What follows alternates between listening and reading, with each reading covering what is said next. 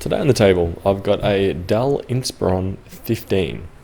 And this particular one does have a failed hard drive, so we'll be opening that up and we'll be replacing that. And here we go, here's the service tag and the exact model number of it. Now this one did fool me initially.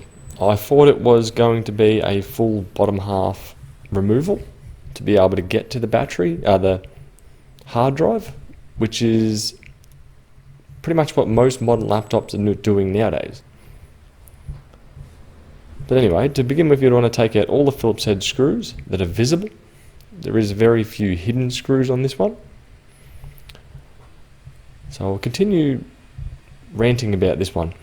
So I proceeded to remove all the screws as you're seeing right now, and all of them looked to be removed, and was trying to lift it open and could not separate the top assembly from the rear assembly.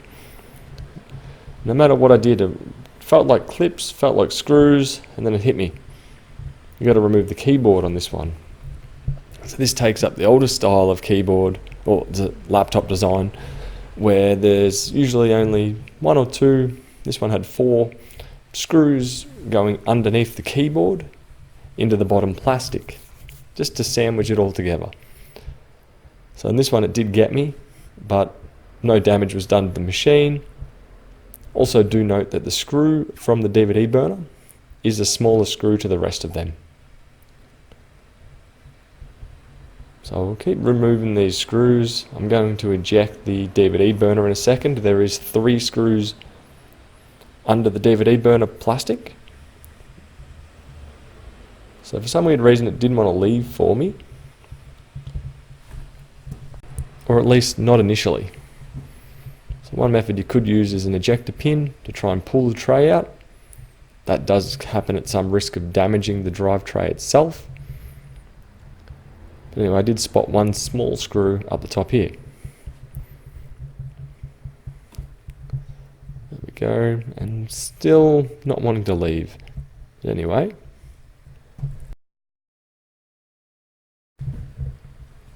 now sorry, but I've skipped this footage of forward ahead where I've already removed the tray itself. It did eventually want to leave, and there was 2 extra screws hidden underneath there. So I'll take those out.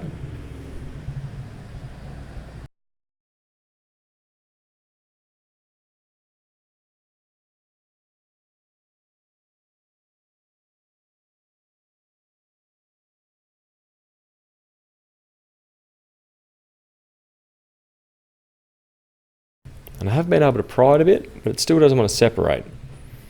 And right here is about where I realised the keyboard. So what you would typically do is not try and pry it open like I was. Just open that screen up. From there should be 4 tabs. Right up near the keyboard, near the top of the screen. You should be able to push them in. Sorry about the blurriness. You should be able to push them in to remove that, lift that keyboard up. So I've gone with a fatter pry tool here. And that should start lifting in just a second.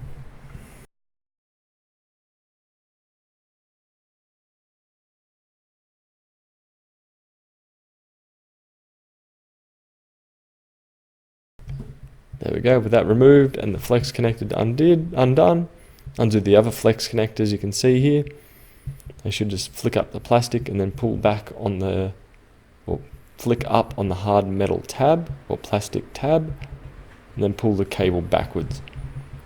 Then from there should be 4 Phillips head screws to remove.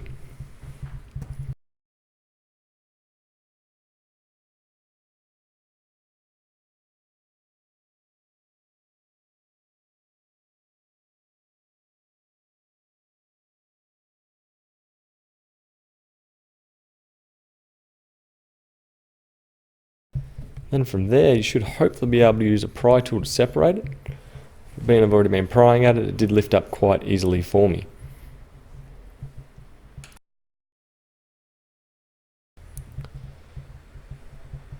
So anyway, from here I'm just going to zoom in and do a full pan around of the system.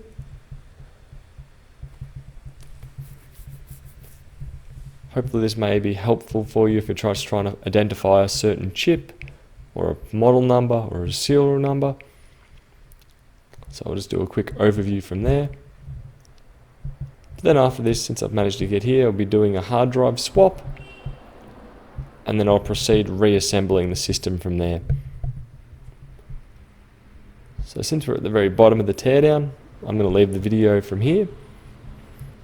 I hope this information has helped you get into your Dell Inspiron 15 to potentially do a RAM upgrade or replace the hard drive like was needed here. And I'll catch you in the next video. Bye.